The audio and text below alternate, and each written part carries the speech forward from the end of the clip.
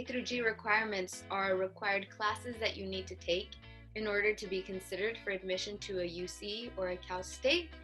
So let's say you want to go to Cal State Fullerton, you'd have to pay attention to these in order to be considered for admission, because if you don't have all of them, then they might not take your application.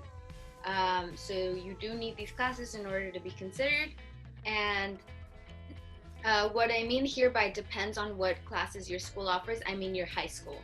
So maybe your high school offers photography, and that might count as an A through G requirement, and maybe your school doesn't offer photography. So it kind of depends on what your school offers. So if you guys ever have a question about whether something that you're taking is considered an A through G class, definitely let me know, or one of your counselors. I'm sure they go over that stuff with you as well.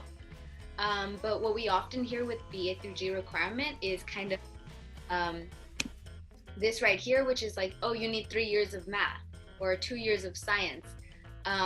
But it does get a little bit more specific than that. Like, yes, you need 3 years of math, but they are looking specifically for it to be certain math classes. So Algebra 1, Geometry, Algebra 2, stuff like that. So you do really need to be careful about which classes are considered A through G requirement.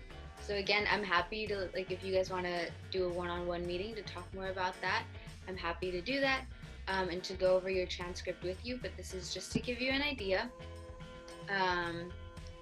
So here is basically a basic overview of what the A through G requirements are. So 2 years of history, 4 years of English, 3 years of math, 2 years of science, 2 years of language other than English, and it does have to be the same language. So if you take 1 year of French and 1 year of Spanish, that doesn't technically count.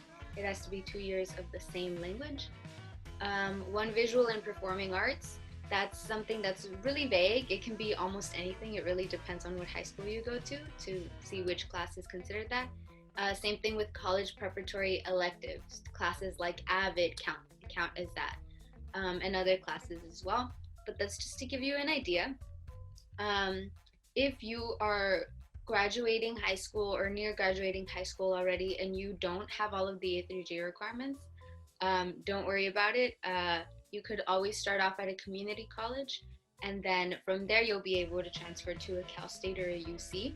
If you want to go directly from high school to a Cal State or a UC, you do need to have these classes done.